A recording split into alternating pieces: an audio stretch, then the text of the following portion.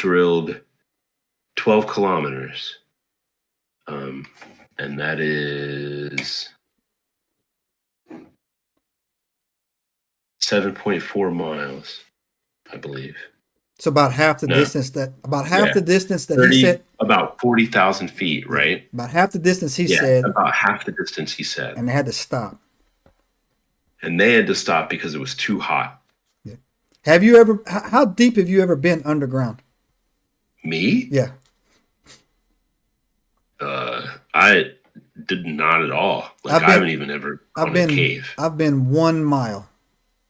Okay. And it was actually, if you're ever going down 81, stop in the Shenandoah Caverns down there and go in there, right? And take the tour. And they will take you down to the very, very bottom. It goes deeper, but they don't go deeper, right? They'll take you down to the bottom, right? And it was 1 mile down. And they do this thing, which is absolutely terrifying, right? Where they'll turn the light off for 20 seconds, right? And there's something about that type of darkness. You can feel the weight of it. It's weird. It's weird. Like if you go in the closet and you close the door, right? It's pitch black, right? But when we were down 1 mile down, they turned the light off. I could feel the earth.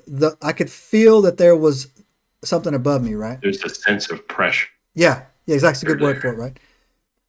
So this guy's saying, do you believe his story?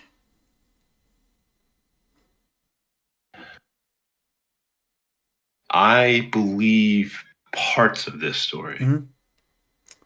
I believe that there was probably a hole. Right.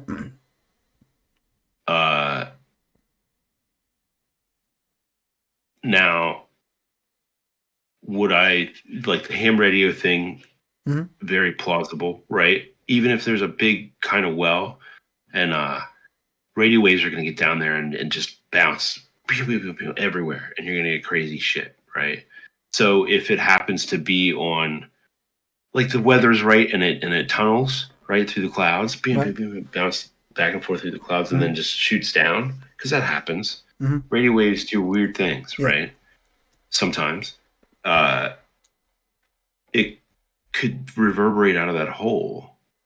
It could be collecting stuff, right? And if there's enough iron, nickel, whatever in the walls of that deep ass hole, any kind of radio waves that get in there are just going to bounce back and forth forever. And that could even create a microwave effect. I don't know. I'm just spitballing because, so I'm a physicist.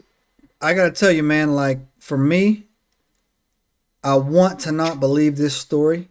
And I'm going to tell you the reasons why I think it's full of it. But there's also things in here that makes that proves that there's some truth to it. And I'll tell you the. I think it would be useful to divide the story in half. I do too. Right. So pre-Australia Mel and post-Australia Mel. So I do believe that there is a hole, right? A lot of people have went looking for this hole. You can't find it.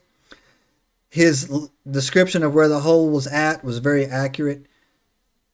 The U.S. military showing up, that's actually probably wasn't actually U.S. military at the time. That was probably still CIA using contractors dressed in military type clothing. Or just straight up Lockheed Martin / Northrop Grumman / any of the military industrial complex, right? Exactly. They've known for 50. They're well, people don't realize. I hope you'll get from this channel. We joke around a lot, but when I tell you that you're 100 years behind what we actually have, that you think we don't have, we're 100 years behind what they use that you don't know. So whatever that hole is that they wanted, they know why they wanted it, and they know what to do with it. They're not there to explore it. Subscribe now and turn on the notifications to join us on this extraordinary journey into the unknown.